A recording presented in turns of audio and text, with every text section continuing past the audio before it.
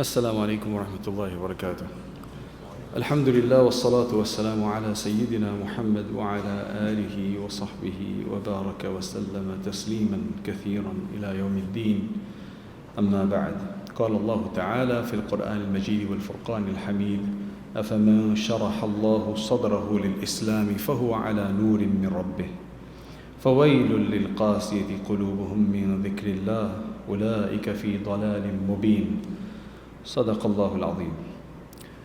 So we have just over an hour, just about an hour, and this workshop usually takes about 7 or 8 hours. So we're going to just introduce it. And inshallah, maybe in the future we can do a more longer one.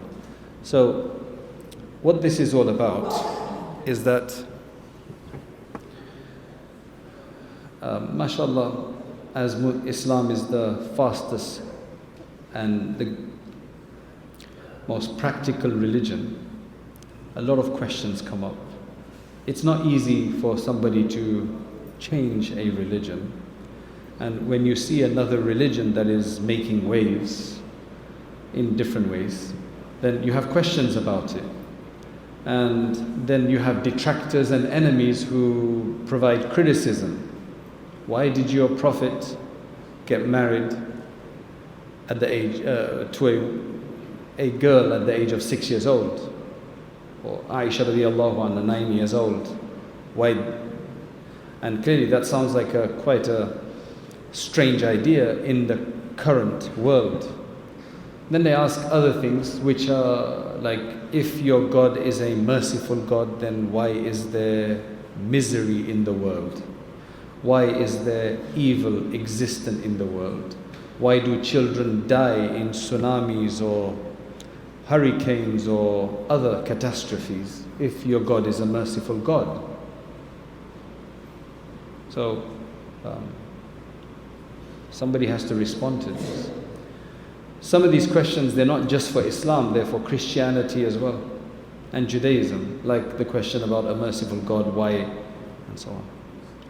I am going to mention that this is not a normal bayan, a normal Sunday after the Dhuhr bayan.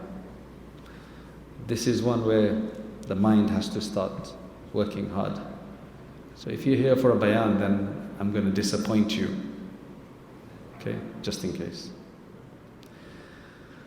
So now, there are hundreds of issues like this. And we have which you can actually sign up for online. I think it's called the Crisis in Faith course. It deals with about 150 questions, which obviously we can't cover today. Deals with about 150 questions, and it's online on whitethread.org, the Crisis in Faith course, right? So you can sign up for that if you want to. Today what we're going to discuss in the time that we have is we're going to try to understand the best way to give an answer. What does that mean? That means, how do we look at the question, we judge the question, where is it coming from? Because if you can't understand where the question is coming from, you can't give a proper answer. Because a lot of the time, they're not looking for a straightforward answer. That's not helpful, because there's a lot of assumptions under that question. And if you can't sort those assumptions out, then the answer, as good as it is not going to work. This is just normal logic, to be honest. I'll give you an example of how this all came up. I was invited to a community college. These are 16 to 18-year-olds doing their pre-university A-levels in England. Young guys, 16 to 18 years, boys and girls, hormones raging, right? Hormones raging. And there were about 7 clergy that were, Jazakallah. There were about 7 clergy members. A clergy means there was 2 Muslims that were invited. There were some Christians. There was some, maybe a Buddhist, and so on, different. Each person was told to give a 5-minute talk. And they had already gathered and collected from the students about 120 questions. We weren't going to get through all of them, but the questions were really good, because you understand what not just teenagers, but generally people regarding religion, what kind of questions they have. This wasn't just about Islam, this was just generally anything about believing in something.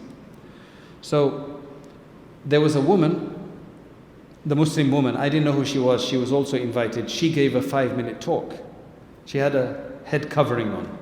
As soon as she finished, there's questions. There's like, get 2 minutes for questions. All of these young guys, they started asking, why do you wear that thing on your head? Why do you cover your head for?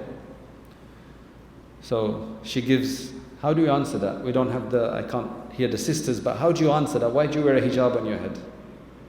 I'm asking a question like you guys now.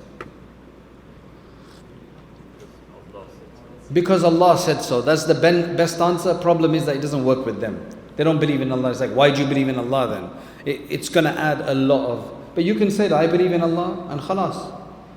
I'm not going to talk to you. मैं तो पठान का बच्चा हूँ, बस मैं अल्लाह ताला के लिए कर रहा हूँ, जाओ भाई. You could say that. What else is an answer? Sorry? Sunnah, that's exactly what the Prophet said. They don't understand Sunnah, so you can't tell them it's Sunnah. Say, what's a Sunnah, ya akhi?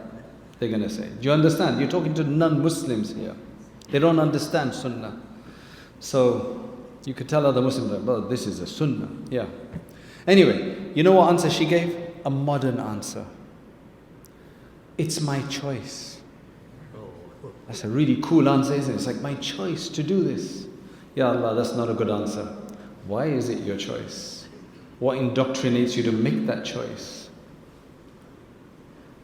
They were on her case. Then it had to be ended, and it was kind of left. Felt sorry for her, but I couldn't get in because it wasn't my turn.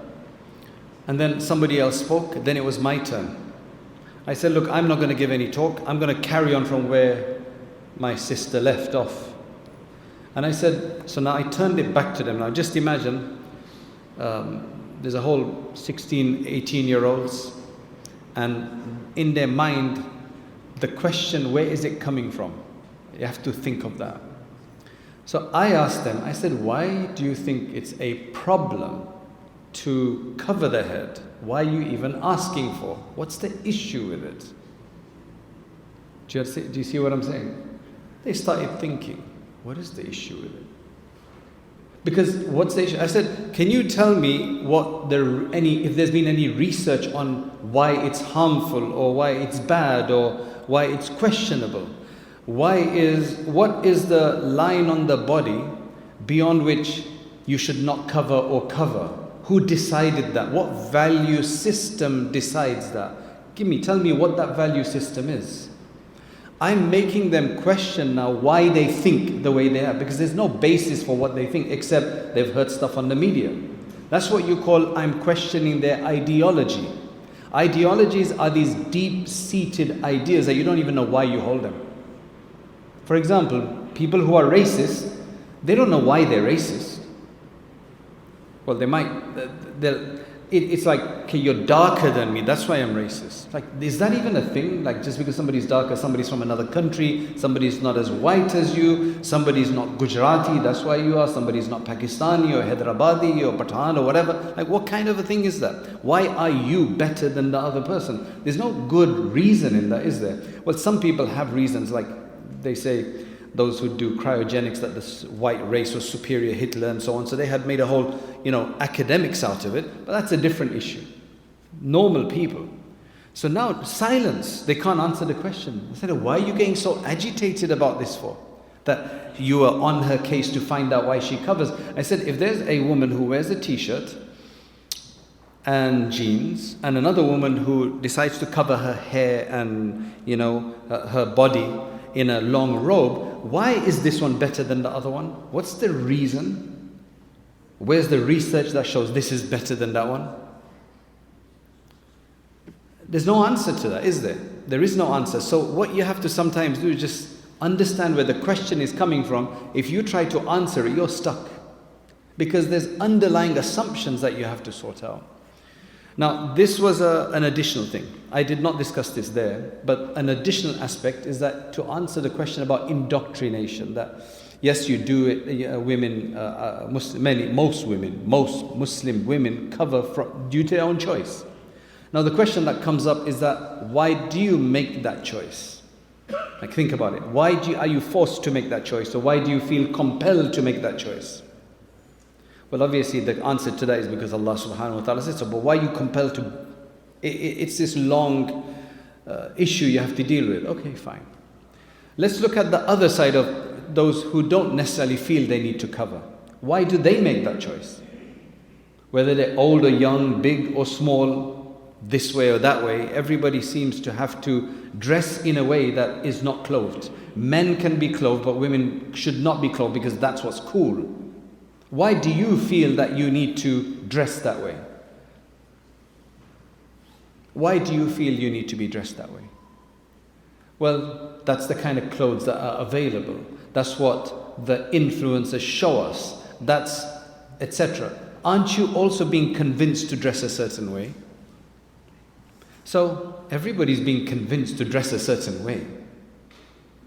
These people are convinced by the latest fashion trends and so on, and it looks cool, they think, and so on. And then the other side is convinced by God to dress a certain way. Okay, we're both equal now. We're both convinced or indoctrinated to dress a certain... And there are a lot of women, they wouldn't want to dress, but they say this is the only kind of clothing we get in the stores. This is all that's available.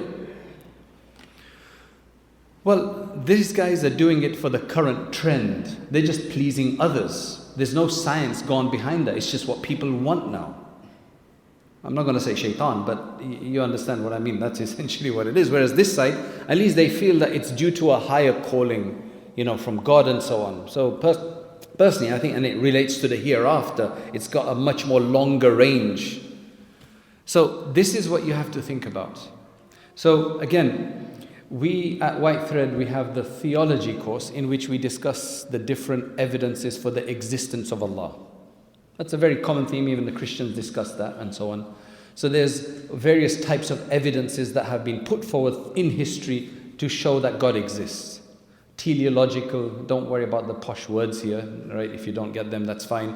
The teleological argument and the cosmological argument from design. Everything is so beautifully designed, and if small things are beautifully designed, there's a maker for it. So if everything on a grand macro scale is so beautifully designed, there must be somebody. If we had the time, we'd go into the exact reasoning for that.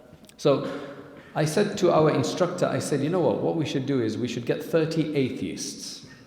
Atheists are people who don't believe in God. They say, I don't believe, there is no God. They're the ones who say that. And we should test out these evidences, these proofs for existence of God. Which one works better? Usually the evidence through design. I look at the beautiful design. How can it come randomly without a maker? That usually works best, but we should try it out, an experiment, science experiment. And then we realize that no, this is a matter of tawfiq.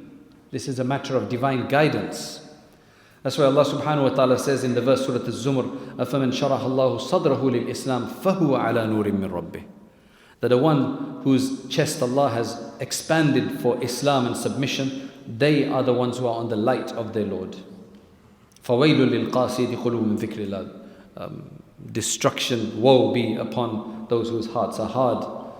They're so far away from the dhikr of Allah. It's a tawfiq at the end of the day. So if it's tawfiq at the end of the day, is there any purpose in giving da'wah to anybody? If it's all about Allah, like the Prophet ﷺ was told by Allah regarding his uncle, إِنَّكَ لَا تَهْدِي مَنْ أَحْبَبْتَ وَلَكِنَّ اللَّهَ يَهْدِي مَنْ يَشَاءُ. You can't guide who you wish. Allah guides whom He wishes. Does that mean you just stop giving guidance? We just become fatalists. Allah chooses. No, we have a وَمَنْ أَحْسَنُ قَوْلًا مِمَّنْ دَعَا إِلَى اللَّهِ وَعَمِلَ صَالِحًا وَقَالَ إِنَّنِي مِنَ الْمُسْلِمِينَ. So we have that responsibility, but we have to realize ultimately our focus has to be Allah. We are there planting seeds. We are there trying to explain. We are trying to make it clear. We are there sharing the beauty that we feel. And then it's up to Allah if they accept or not. And these seeds, they take time to germinate. Umar radiallahu anh did not become Muslim. His journey to Islam did not start on the day that he beat his sister up.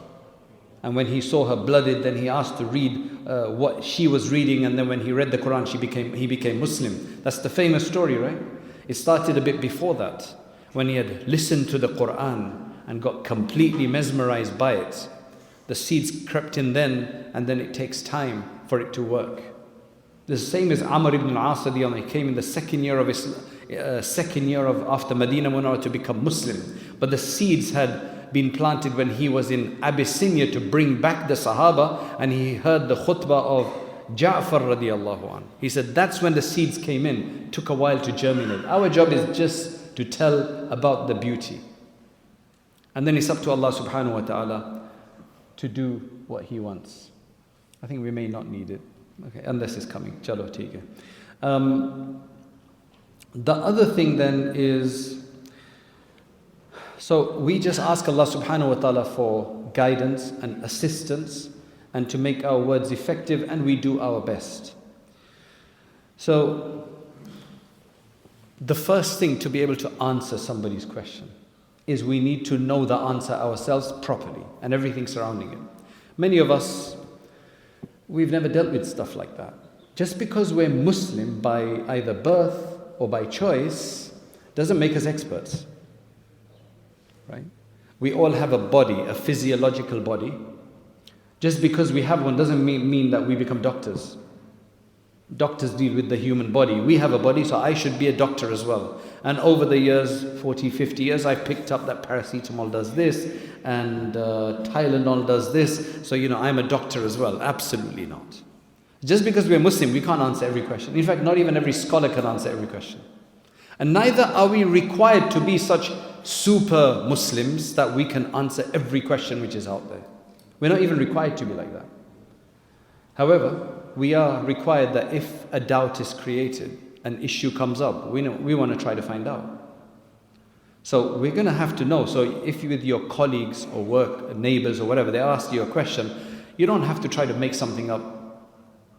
Say, if you don't know, you're not convinced, just say, give me a few days, I'll figure this out for you. It's a question I've never contemplated myself, I'll try to find out. So first one needs to be convinced of the right answers, so the question can be dealt with in confidence. If you're gonna answer, like I give you an example. Let's just say you work in a position like in the corporate world somewhere, and you got a meeting with a very important business prospect, right? And you go out for lunch or dinner, and you don't go to the right place.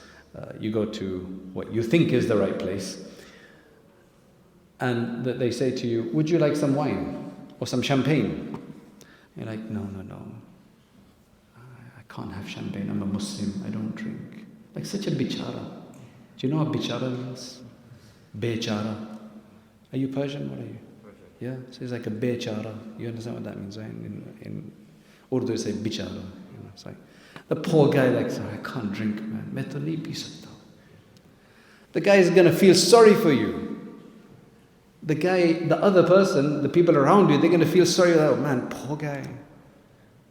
You're deprived of this. It tastes so nice. It gives you so much excitement. That's one answer. I remember once I told him I don't do music. So the guy's like, so you can't enjoy the likes of Bach's symphony and so on. Look, I've heard them, I understand what you're talking about, but God gives us something much better.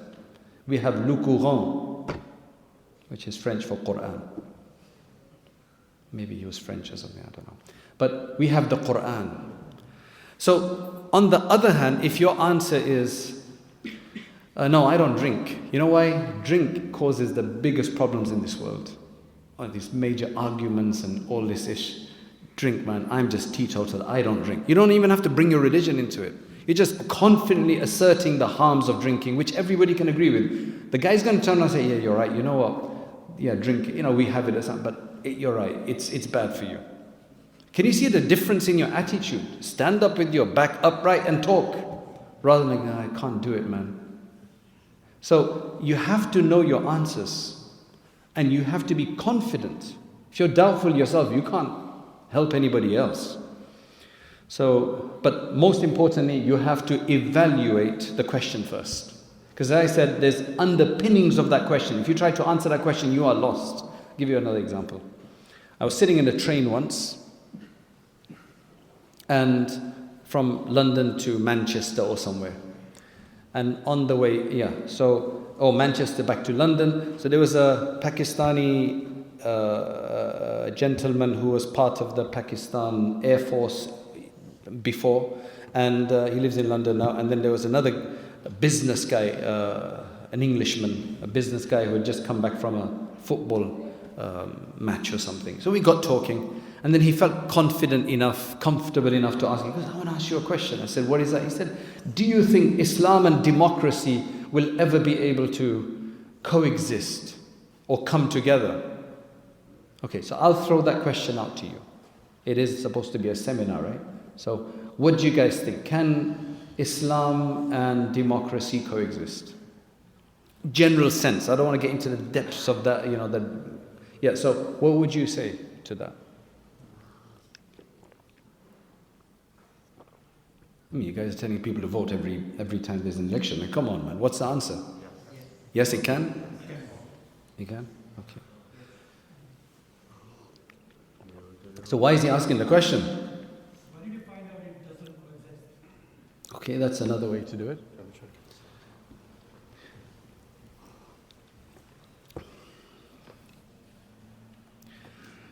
I turned around and I said to him, can you just tell me what democracy you're talking about? Democracy is not all the same. You know, the democracy of America is very different from the democracy of France. France is a crazy democracy. They don't know how to deal with religions. That's a very different democracy from Pakistan, Zindabad. Pakistan is a democracy, right? India has a democracy. Which one are you talking about? Malaysia. Which one are you talking about? He goes, I get the point. So if I just start like, democracy exists, I say, but then why doesn't it work in this country or that country? So essentially what this is reduced down to is definitions. The trivium teaches that, any logic, any debate class will teach you that. Make sure you're both on the same common ground. Otherwise, you're talking about something else, he's talking about something else, you're wasting your time. He was an intelligent guy. He's like, I get the point. Okay? So evaluate the question. Many times the question is not even a valid question to start with. And if you try to answer it, you're already accepting their premise. You've already lost. For example, let's go to a more essential question. That if you have to believe in a God, then why should we believe in Allah? Why can't I believe in Zeus? Have you guys heard of Zeus? Right? So why can't you believe in Zeus? Zeus was a god as well. I was so fascinated by how the Greek, because Europe, the biggest influence in Europe is the Greek and Roman influence. And the Romans were pagans before, and then they became Christians in Byzantium, in Constantinople afterwards, all right? So there's never been a prophet to Europe that we know about. And the Greeks that came before the Romans, you see their remnants everywhere. Greek columns and Greek Colosseum. And I went to Greece, Athens, to check this out. From there, I went to Delphi. It's a few hours away. But I wanted to see what all the fuss was about. How did they rule the world, or a lot of the world, for so many years, and how did they get a thing with this whole soap opera of gods? Because they had gods for different things, and they had lots of, if you've read Greek mythology, how were they influenced by this? I went to the temple of Nike. You know, everybody goes on about Nike. It's there. Like, what's all of this about? I was just like, why has this had so much influence on the world? So Delphi is where their oracle was. Even Alexander went there because there was a woman down there, and they used to go there and ask them what's going to happen, and she would come and say something vague, and then they would, anyway, long story, I'm not going to go into that. So, yeah, why am I saying this for you? What was the example I was going to give on this? Sorry? Yes, so he's saying, why is Zeus not a god? Okay, so why can't we follow Zeus? Again, the point here is that yes, Zeus is called a god. Let us first define what a god is supposed to do. What role does a god play? Then let's see if Zeus fits that bill. Right? Zeus is just the head of all of those various things. There's various antics that they're doing, and there's some crazy stuff going on there. Right? We need a god that is not dependent. We need a God that is independent, that can do what they want, and so on. Now let's look for that in among all the gods that we have. When you read the definition of Allah, you're going to discover that independence, that self-reliance, self-subsistence, the ability to do whatever he wants, and him not sharing this with anyone else. Whereas Zeus is doing so. I mean, what kind of a god is Zeus if he's getting up to all these weird antics? Is that what you want as your God? So again, there's a perception that, it's just a God is enough. No, a God has to perform a certain role. So don't ever jump to answering a question without giving them, forget it, you don't need it. Without giving them sufficient thought. Everybody's getting it anyway, right? Giving, inshallah.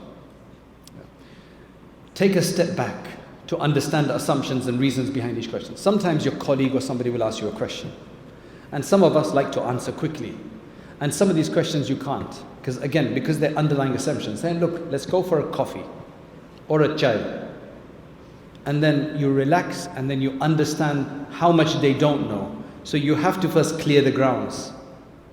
Then you can come. So I'll tell you about some examples of this. I was told to speak to a guy, Muslim, 20, 21-year-old teenager or just getting into adulthood, and he had some questions about Islam. So I got him on the phone, and we're talking. So the first thing he asked me is that, why do women get half the inheritance of men? Now, number one, that question isn't even correct. It's only in one or two circumstances that women will get half of men. In a particular, that's a sister will get half of that of a brother, if their parents leave something, and sometimes a sister with her brother will get something of the deceased. In some cases, the women actually get more, right? There are certain cases. So number one, it's not a wholesome, he probably found it somewhere, he answered. So I answered him the question. He didn't, you know whether you're getting somewhere because whether they acknowledge, oh yeah, I get that, Jazakallah, thanks a lot. None of that. Jumps onto another issue. I answered that question, jumps onto another issue. Then I realized, you know what, we're wasting time. There's a deeper issue here. Sometimes when people come up with, especially Muslims, people who are supposed to be Muslim, and they've got these questions, when they come up with these kind of questions, then they don't need an intellectual answer, because that's not their problem. That's not their issue. What is the issue? So I asked him, I said, do you believe in Allah? No, then I thought maybe it's from a very liberal family, they've not studied much. No, he said, my brother's becoming Hafiz of the Quran. So I realized that he's from a practicing family. I didn't know him. I didn't know anything about him. He was in another state. So then I said, do you believe in Allah? He's like, yeah. So you could tell that kind of half-hearted answer. So what is the issue? Now in the last 3 years, I've dealt with about 4 or 5 cases now and it's this magic number for some reason, 17-year-olds. It's nearly always been 17-year-olds that have lost their faith. I don't know why. It's like you've just become mature and you think now you can do it yourself, so you declare what it is. It goes on for a long time though. So most of them, they've just lost their faith. One, the father said, please talk to her. So I started talking to her. And she started, now this was the weird one because she'd actually fallen into Christianity. Most just lose their faith, they hate all religions, it's just like I don't believe in God. This one for some reason has gone to Christianity, the whole love idea. So whenever she brought up a question, I gave an answer. So you know what she tells me? She's like, you know what, I can't answer you because you're a very good speaker, but there is an answer for this. For all 3 questions. And then I thought, you know what, it's wasting time. Because some people, if the heart is closed, And I had to tell the poor father, I'm really sorry, but I can't make any headway. She's giving me da'wah. There was a Mauritanian sheikh who came to America, and somebody took him to meet one of his friends and to give him da'wah. So the Mauritanian sheikh is talking in Arabic, he's translating. Suddenly the guy turns around, gives him da'wah to Christianity, like starts talking about Christianity. The sheikh said, you know what, namshi, hada shaitan, namshi. Like, meaning it's not worth it, let's just go from here. Like, this is all shaitani, like it's no. You have to decide. There's another guy, he's like, 2 years I've been working on my co-worker, my colleague at work, and she's not accepting Islam. What should I do? I said, is she and he's a guy, so is she the only person at work with you? Like, you have nobody else at work that you can give da'wah to? Like, all of your efforts are on this. You want to make her a sister? You know? Allahu Akbar. So, going back to the young people, what the issue is in most of these cases, and this is not just the issue for Muslims. I read this whole series of answers from Christians or ex-Christians of why they lost their faith. So there's this whole comments and reviews provided by those who are ex-Christians of why they left Christianity. Is very interesting. Same thing for those Jews who've left and for Muslims who have left. Most of the time it's because of a trauma. Most of the time it's because something has been cloaked in the veil of Islam, in the garb of Islam.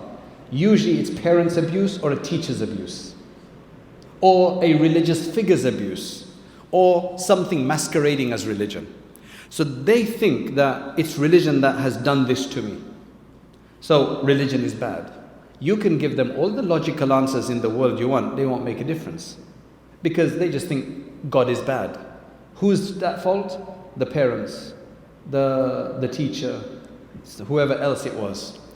Examples. One guy, he came to me. He's about, at that time, he's probably about 40 something. He said, you don't know how difficult this is. He wanted to do bay'ah, right? Because he felt, I just need to do something. He said, you just don't know how difficult this has been. And others then told me as well that this guy doesn't like ulama and so on and so forth. So I said, mashallah, tell me something. He says, I'll tell you, when I was young, I was beaten up by the Maulana. And in the next room to where our classroom was the janaza storage, the funeral equipment. So there was a coffin, a metal or whatever coffin. One of the punishment was that they would put us in there.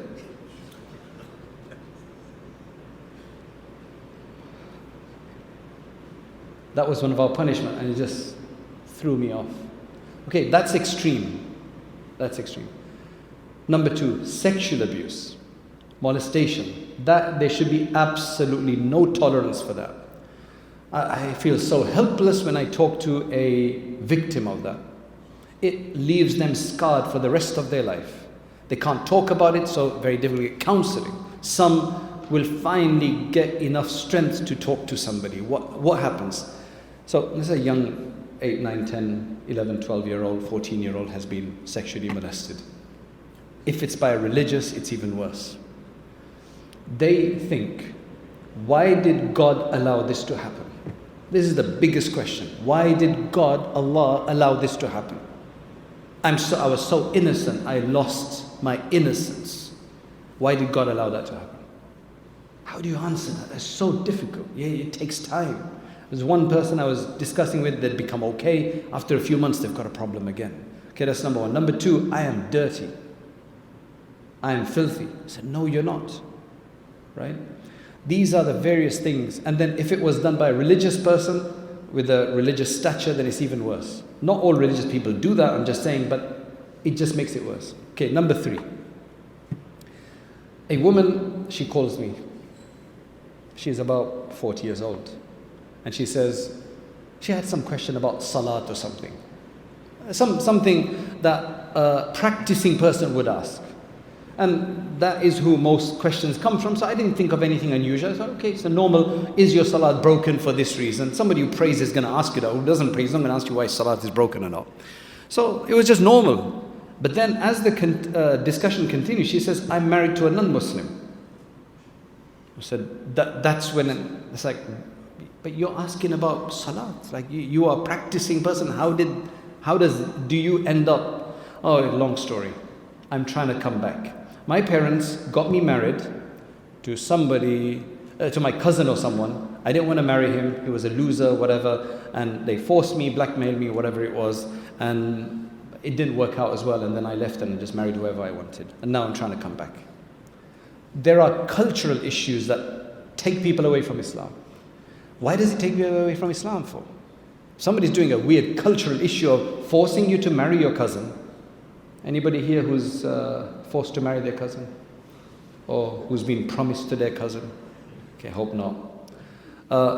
If you want to marry them, Bismillah, and it works out, it can work out. But if it's not going to work out, Ya Allah, don't ever persecute you, because I've seen too many of these cases. Anyway, so what happens then is that if they know that it's a cultural thing they're doing, they're not going to equate that with Islam. Okay, it's culture that's making my parents do this. Problem is the parents may not even be very practicing, but they'll say, Allah says you must listen to your parents, you can't disobey your parents. They got it wrong. Hanafi madhab, the woman has to agree to marry whoever she has to agree. And I tell children that you should try to make it work with who your parents want to. Try it out. Like, why are you so against your parents that if they say something must be bad? Hey, try it out. And genuinely, if it doesn't work, it doesn't work. I understand that.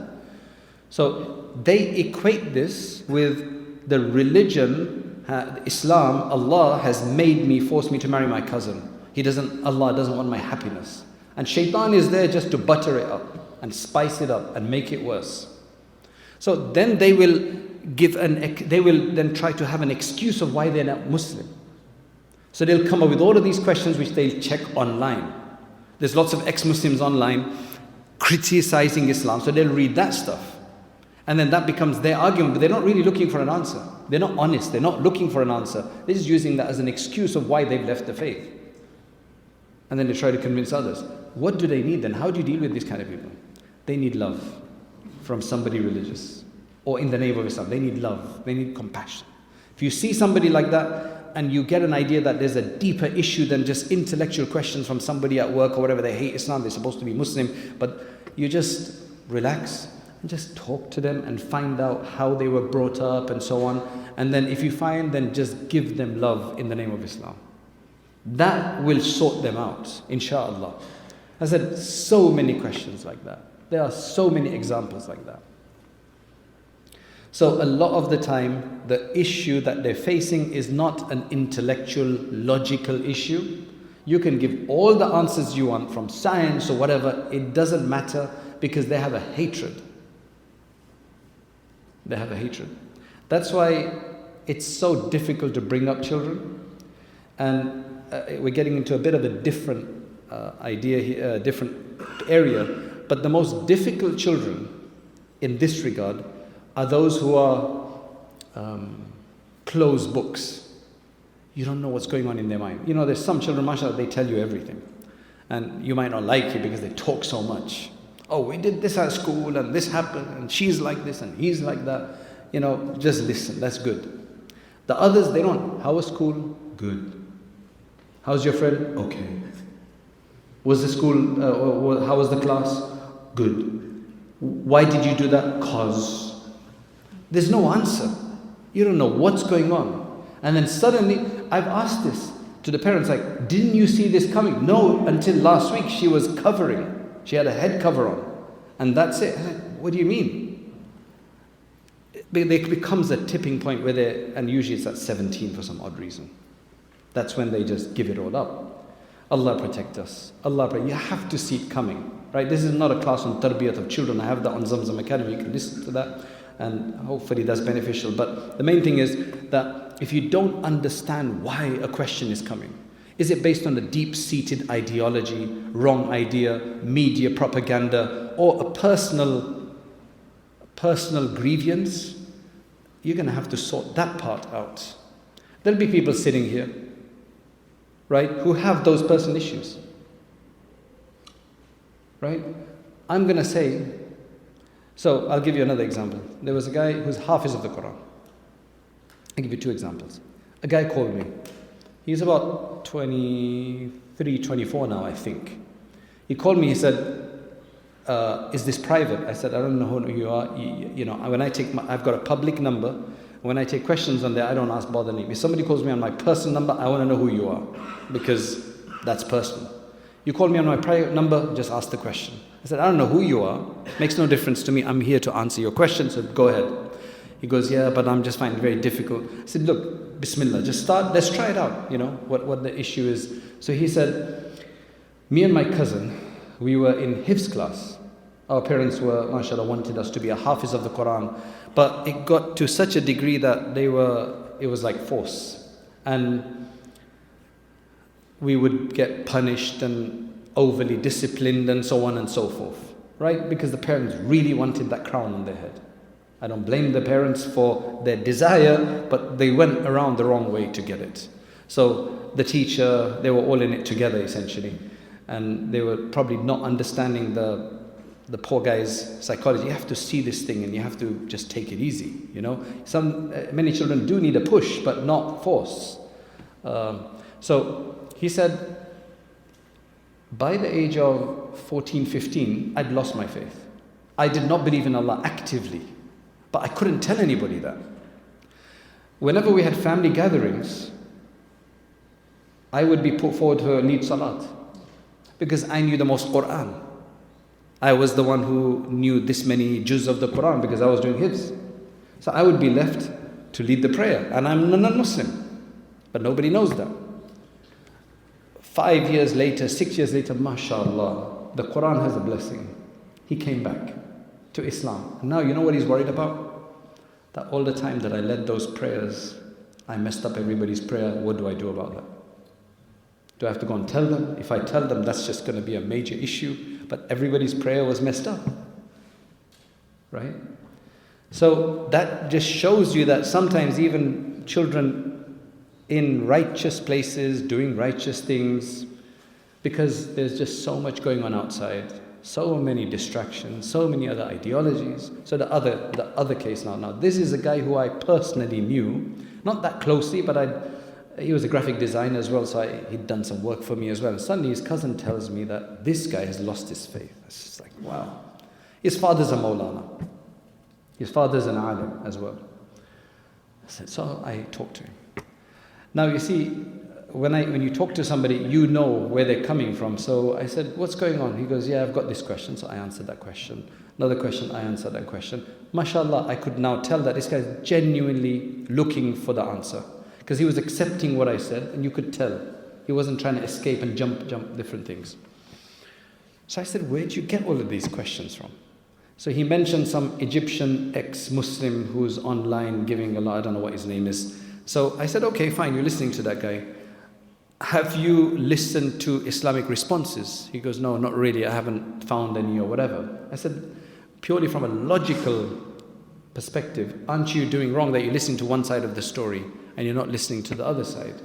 I said, it's only okay to listen to objections if you know your own belief system so well that you can listen to that and put some perspective. If you don't even know your aqid, most Muslims don't know the in-depth, nuanced tenets of their faith. They know big things like Allah is one and so on and so forth. Allah is the most powerful and He can do whatever He wants. They know these big things that they learned when they were in maktab, when they were young. But they don't have any nuanced philosophical ideas. They don't know.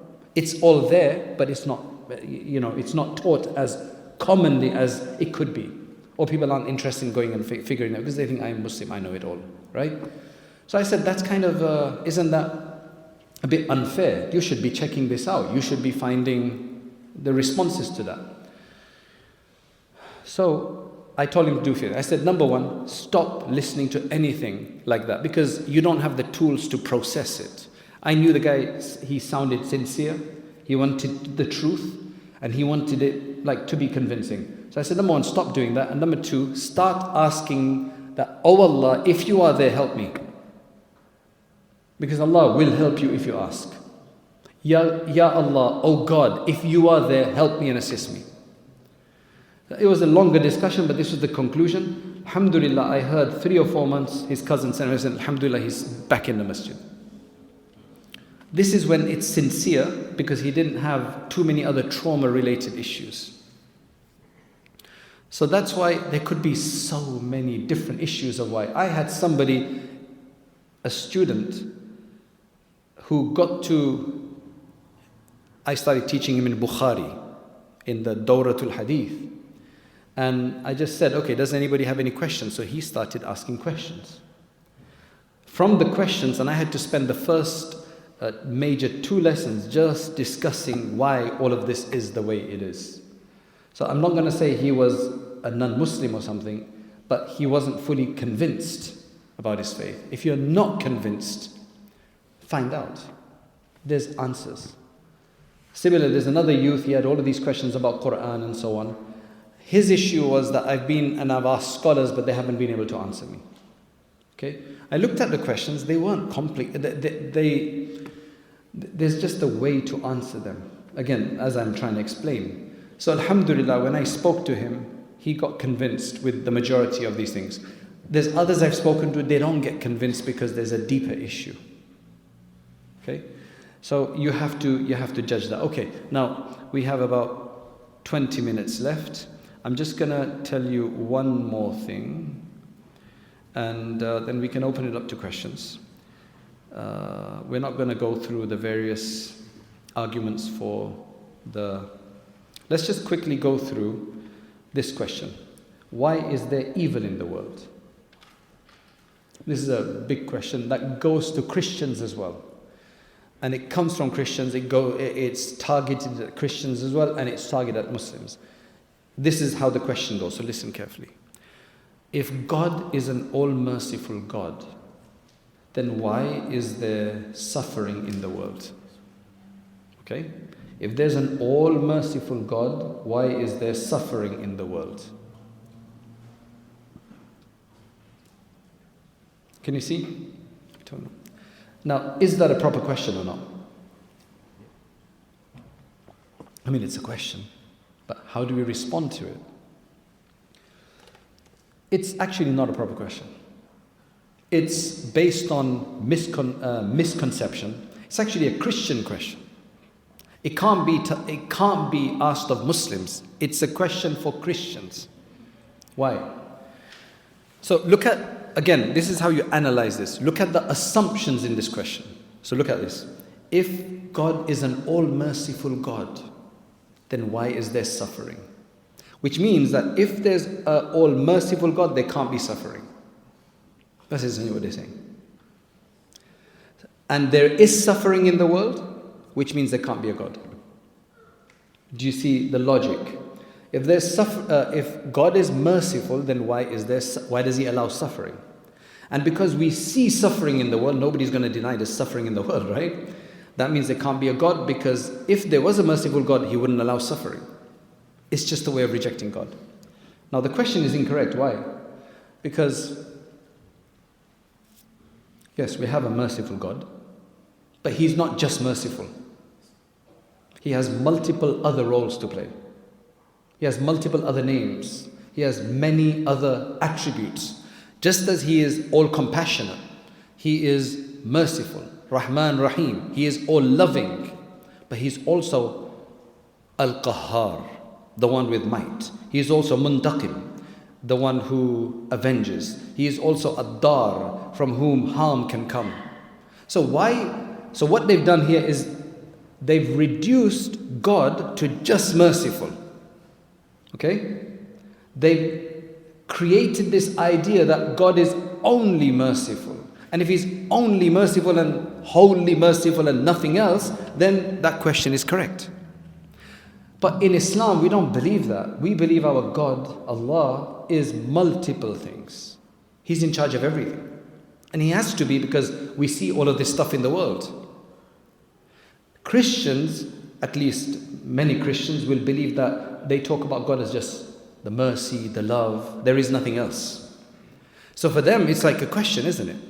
That's why two of the archbishops of Canterbury, which is the head of the Anglican Church in England, when the tsunami happened in 2007 or sometime, or 2003, I can't remember, big tsunami in Asia, and then there was another major catastrophe of some earthquake or something.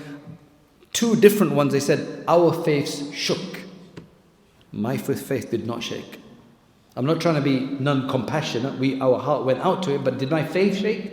Like, hey, how can that happen? No, it's quite normal. In the sense that this can happen, and it's happened in history, and it will happen in the future. God protect us though.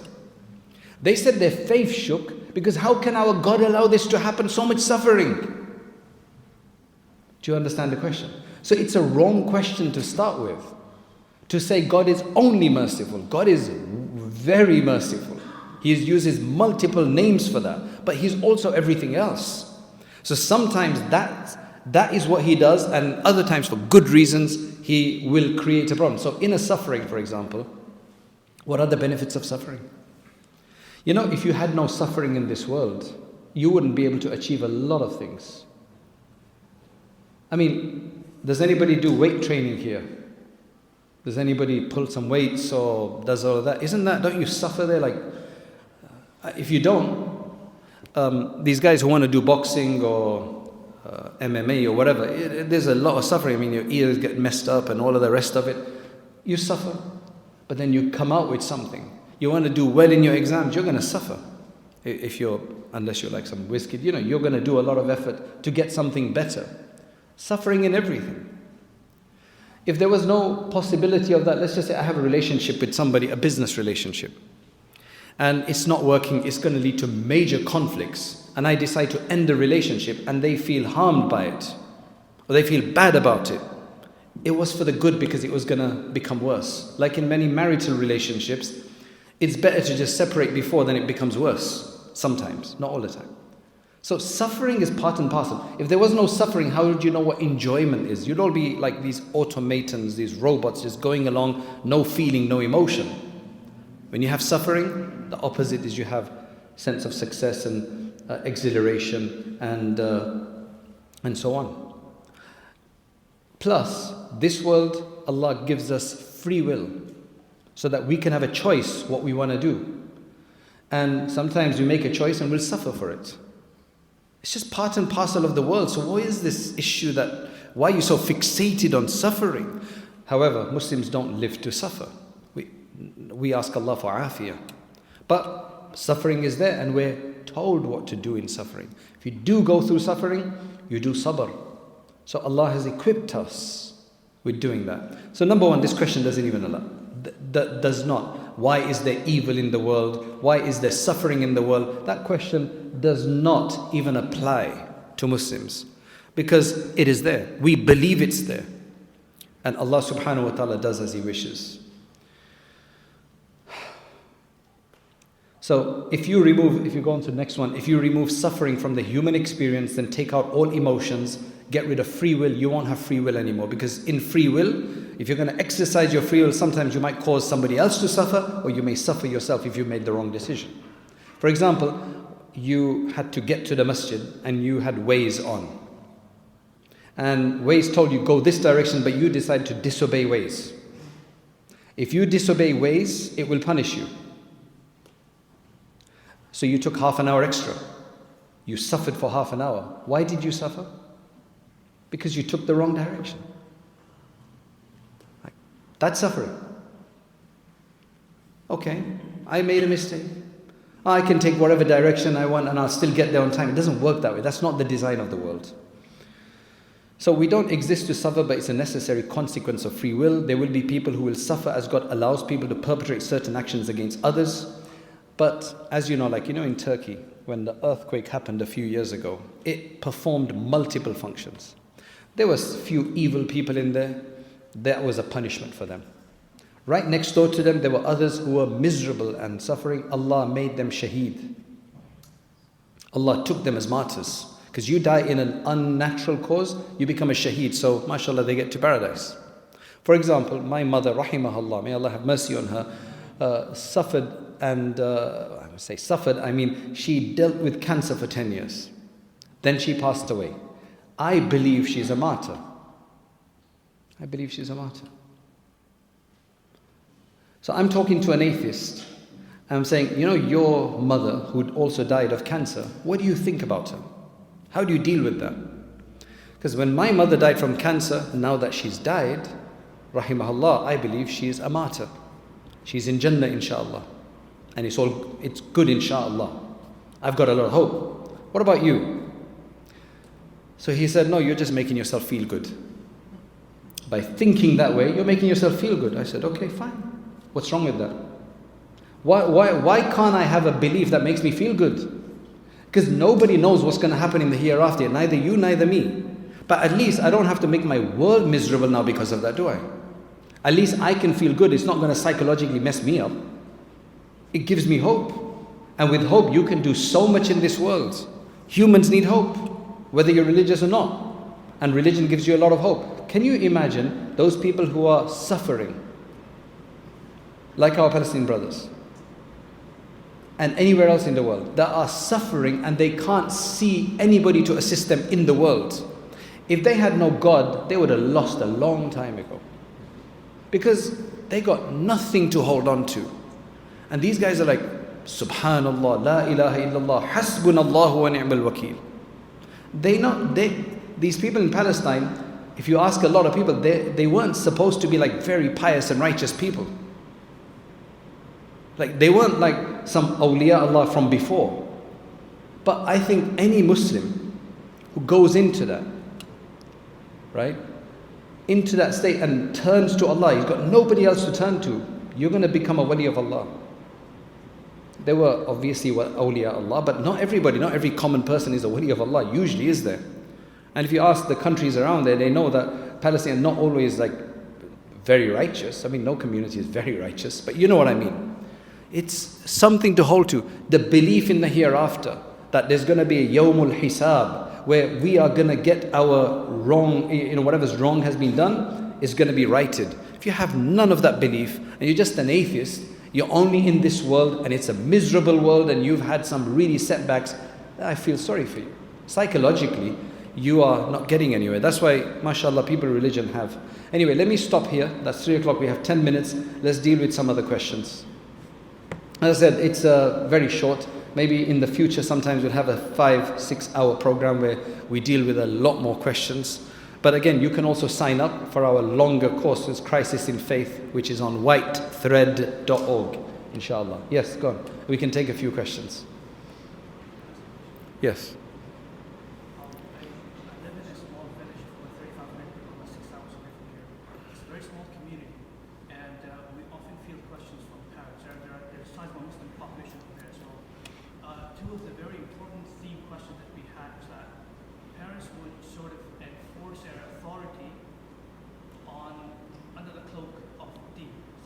Yep. The father said this and therefore you have to, right?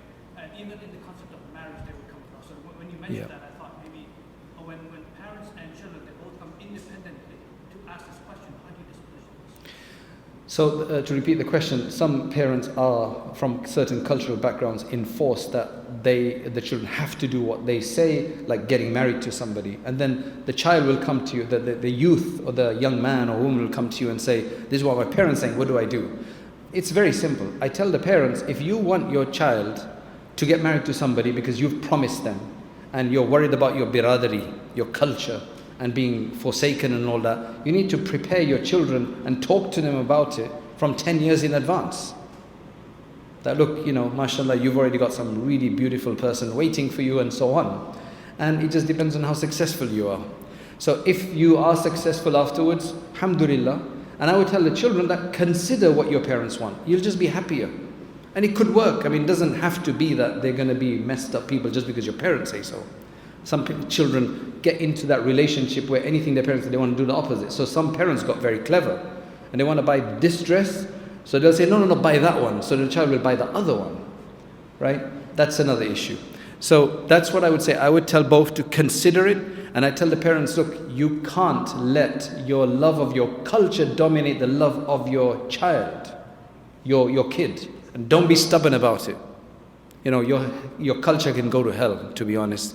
You better see if your children, your child is happy. That's what I would say to both sides. Sister as well. Yeah. Is it from sister? Okay, we need to, we've only got 7 minutes left. In the hadith where women are said to be deficient in religion and intellect, what does it mean women feel discouraged? That they are considered half, so what is the point of their worship, journey of ilm, if not equivalent to the same? That this is going to require probably a half an hour answer. This is a very, it needs a lot of nuance to explain it. But the main thing is, the Prophet ﷺ very simply said that you are deficient in your deen. Why? Because you don't have to pray for up to 10 days a month.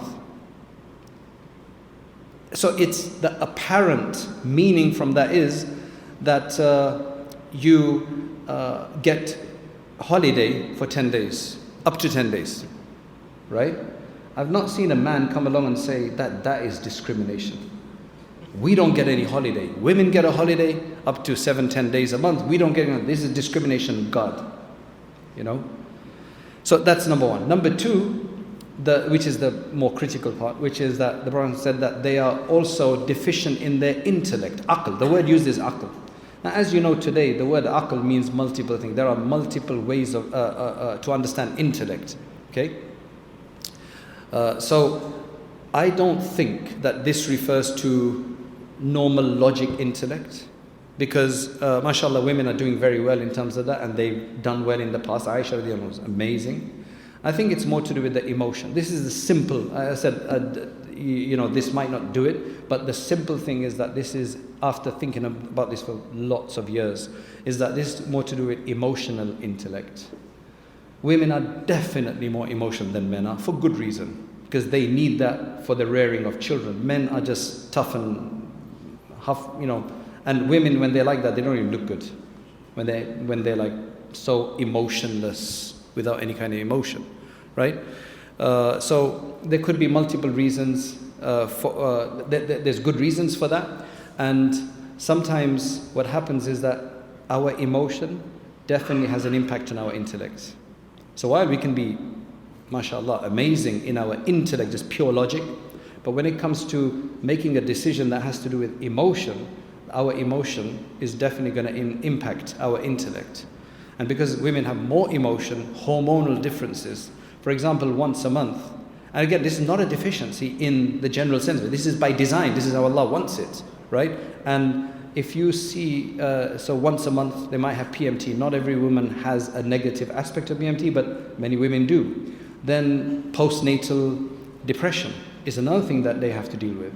Then there's a number of other cases, and then eventually menopause creates lots, because there's that whole hormone, the body is fitted out differently. And men should understand that, so they should deal with that in a more proper way with them. But ultimately, if a woman in her menstruation time says that, you know, I would have prayed if I could, but I can't, Allah doesn't allow me to pray at this time, they're going to be rewarded for that, and they're getting free reward, to be honest. Whereas men, you're going to have to pray anyway. And the woman who asked this question and who had that dialogue in the hadith, if you look at it in Sahih al-Bukhari, she was a very intelligent woman. The Prophet ﷺ describes her as intelligent because of her questions. She never said, why are you discriminating against us?